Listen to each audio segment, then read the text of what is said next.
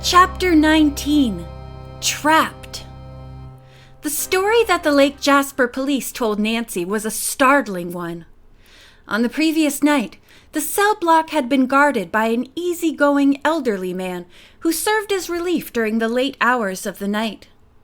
According to his story, he had been making a routine check tour of the cell block when suddenly a pale green, ghostly figure appeared to be flitting through the air inside the center cell. A sepulchral voice called him by name and said, "I am the spirit of your dear wife, Hattie. Is all well with you? If you will unlock the cell and come in where I'm waiting to speak to you, I will tell you about our Johnny who was drowned, and of Alan who was killed in the war." In fear and trembling, the guard had obeyed. No sooner had he entered the cell when a damp cloth was pressed against his nostrils and his keys seized from his belt. Just before he lost consciousness, he heard the cell door clang shut. "The same old trick!" exclaimed Nancy. She told the officer on the telephone the latest information Mr. Drew had received, and their conclusion that the three Brex brothers were responsible for the spirit racket. "We think your prisoner was John Brex. One of his confederates must have supplied him with the information about the guard. But how could anyone get inside the jail to deliver the spirit paraphernalia to the man in the cell?" asked Nancy. "Well, a woman came to the office and told us that she understood we were holding an unidentified burglar. She asked if she might visit the prisoner. One of our men took her to the cell and stayed with her in the corridor." "Was the guard with her all the time she was inside the cell block?" Nancy asked. "Yes, he was," the officer at the other end of the telephone replied. "Wait a minute," he added quickly. "He left her when she fainted." "Fainted?" repeated Nancy. "Well, the woman looked at the prisoner for a long time without a word. Then suddenly she fell to the floor. Our man ran to get some spirits of ammonia. When he got back, she was still out, but came around in a jiffy when he applied the smelling salts to her nose." "There's your answer," said Nancy. "She was a member of the Brex setup and passed the robe and other things through the bars while the guard was out of the corridor. Where is she now?" "Gone," replied the officer. "When we took her back to the office, she told us that she had thought the man in the cell was her brother she hadn't seen in 15 years, but decided he wasn't. We had to let her go." "Well, I think when you catch up with Brex and his fainting visitor, you will find them to be Confederates," Nancy said. The officer thanked Nancy for the explanation and said a nationwide alarm would be sent out on the escaped prisoner. "Wherever those gangsters are, I'm sure they didn't have time to take all their loot with them," Nancy remarked to Ned the next afternoon as they sat together in his car in front of the Drew home.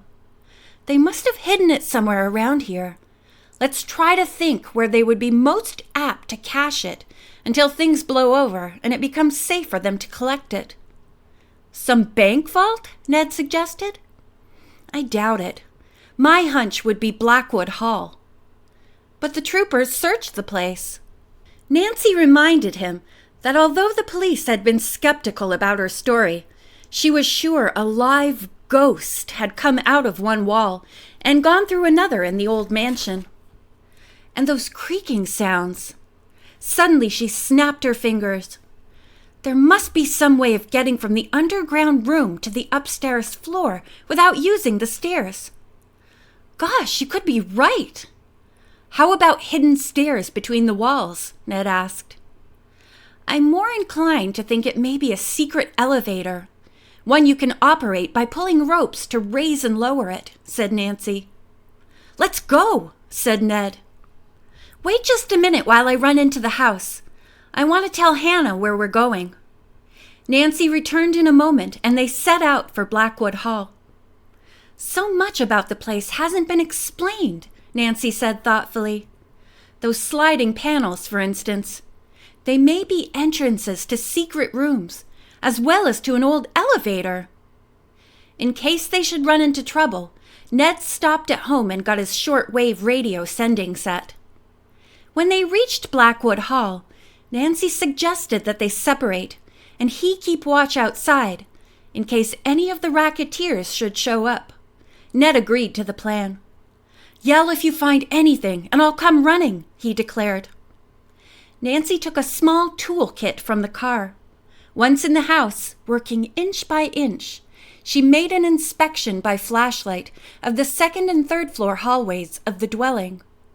There was no evidence of any spring or contrivance that could move the carved walnut panels. "The panel on the third floor must open from the outside," Nancy said aloud, "for I distinctly saw the ghost emerge from the wall on the second floor and disappear into the wall in the third floor hallway. I'll have a look at the basement room and then come back here with a hatchet." The main part of the basement, entered from the kitchen, revealed nothing to indicate the existence of a hidden elevator. If there is one, it must be in that secret room after all, Nancy decided. Using the hidden door in the organ room, she slowly descended the steps. Her flashlight cut a circular pattern on the cracked walls of the tunnel as she played the light from side to side. Finally, Nancy reached the walnut door. To her amazement, it was now bolted on the inner side, but with the tools from the car, she managed to let herself in. All was quiet inside the pitch-dark room. From the doorway, Nancy played her flashlight quickly around the four sides of the room. Satisfied that it was empty, she entered cautiously. The door behind her creaked softly. Nancy whirled around. There was no draft, yet the heavy walnut door seemed to move several inches. The door must be improperly hung, she thought. Then, inch by inch, she began to inspect the paneled walls.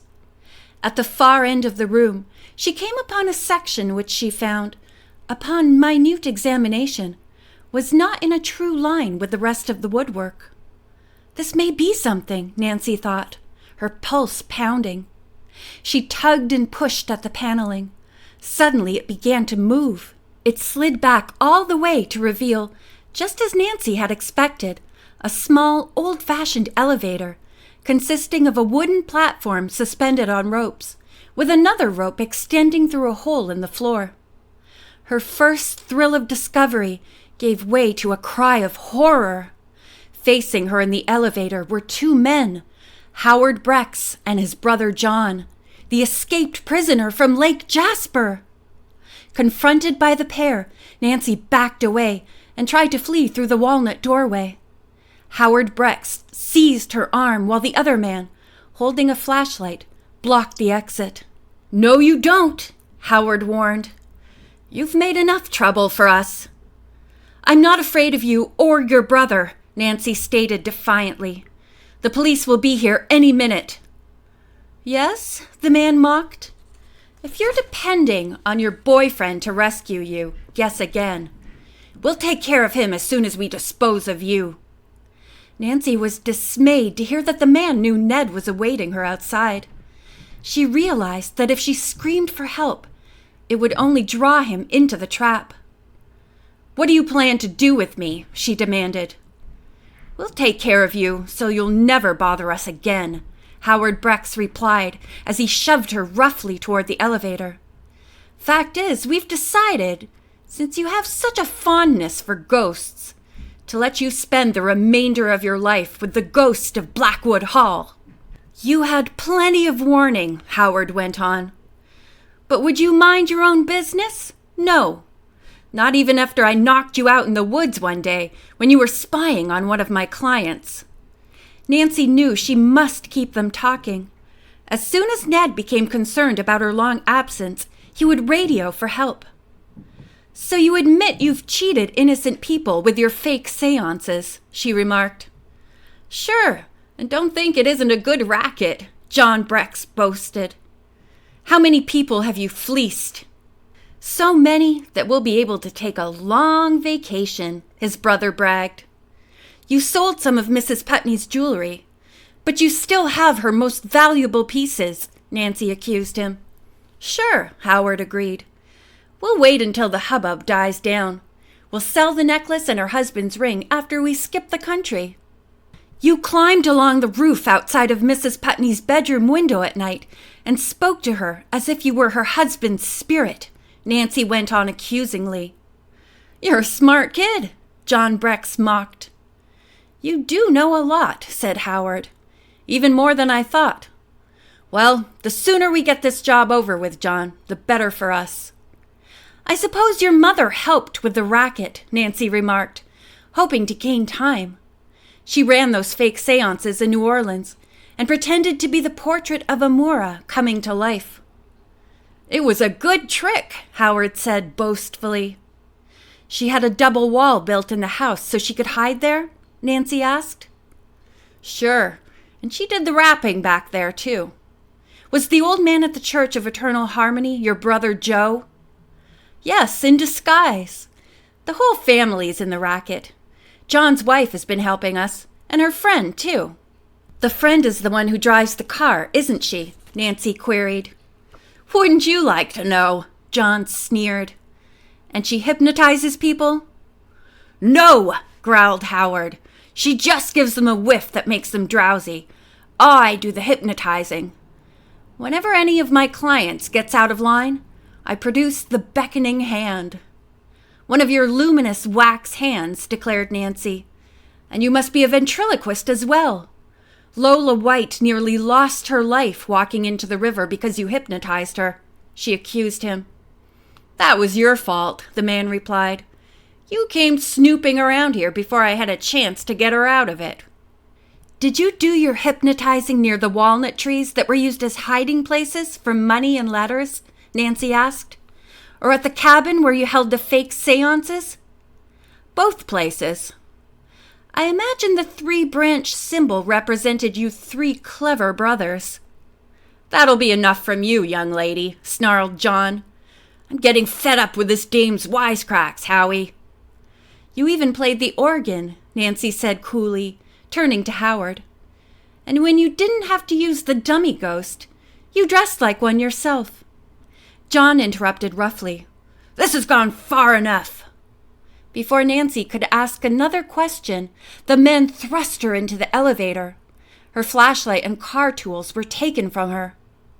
Nancy Drew, you're about to take your last ride, Howard told her brutally. In a few moments, young lady, you will join the ghost of Blackwood Hall. End of chapter 19.